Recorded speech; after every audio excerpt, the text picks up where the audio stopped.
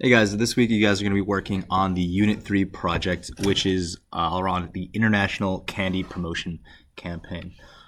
So hopefully you've had a chance to look through this document to get an idea of what the project entails. I did want to quickly highlight some of the key things and show you some examples of what you guys are going to be working on this week. So the whole basis of this campaign is you and your group are going to be bringing a international candy that has been well established into the U.S. market. So what your campaign is going to have, it's going to be able to inform new U.S. customers about the product, persuade customers to purchase, and create and nurture a relationship with the target customer so they can ultimately become customers.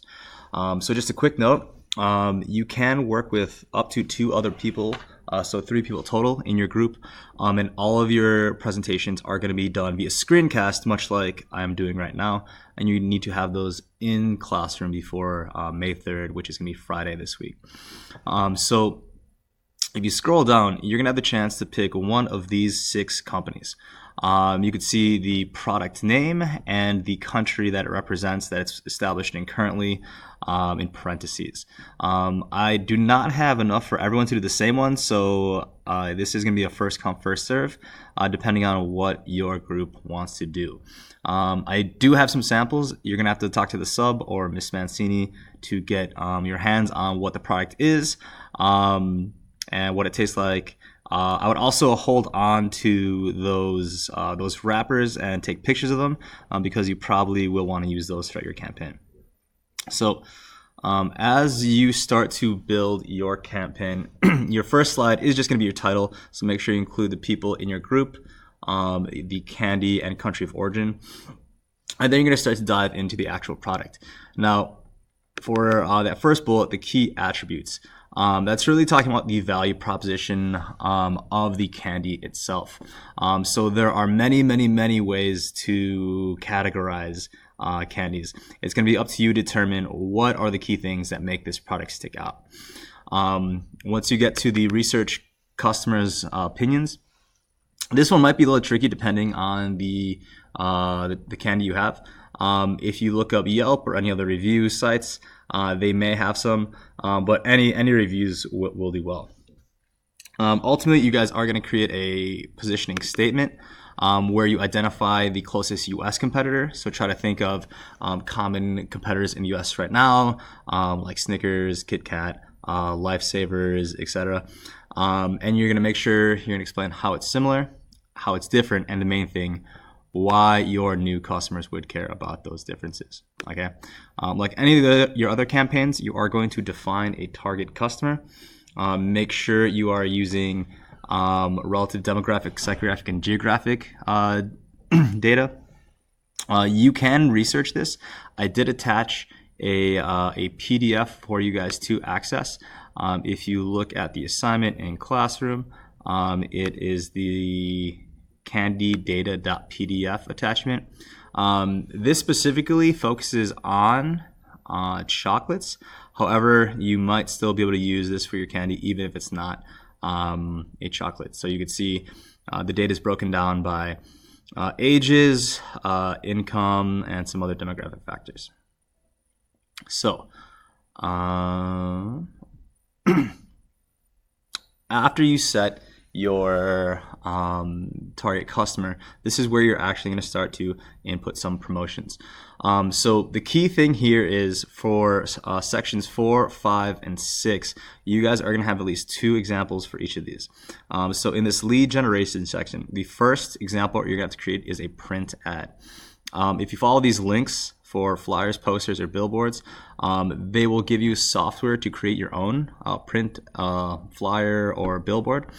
For your second one, you are going to have to create a video ad. Now, I put 2 examples here of what you could use. Adobe Spark is a little bit more technical. If you've never used it, it allows you to take videos and cut and edit them. It is a little bit more complex, so if you are not that great with technology, I wouldn't use it. But the other one, this animated video maker from Render Forest, It's a little bit cutesy because it's animated, but it is super easy. So once you get started, you'll be able to enter your text and create a nice video commercial. There's tons of other video software out there. If you would like to create your own commercial, that's also an option you can do. So if you want to like grab your iPhone and record something short, you're more than welcome to do that as well. Make sure to explain these things with each of those ads in your slides or in your presentation. When we're going through your lead nurture, so this is once the customer finds out about you, how are you going to get them engaged? So for this first one, you are going to create an email campaign flyer. Again, you could use Adobe Spark or any other software to create an email, but the key thing is you need to include an interactive tool. So I'm going to click on this example for you guys to take a look. This is just a screenshot from an email I got from Dick's. You can see it's just a simple like sales promotion.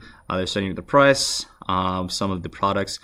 What makes this interactive is the ability to click, see this button, this outerwear shop. If I want to purchase, I could click on that and follow to the site. Your example needs to have that type of interaction. For the second one, your social media campaign. This is where you're going to create a social media post.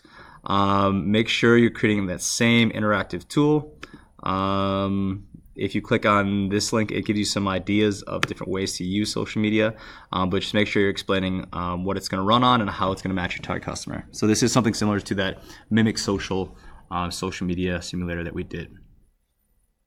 All right, when you're getting to the completing the sale, this is more of a closing technique.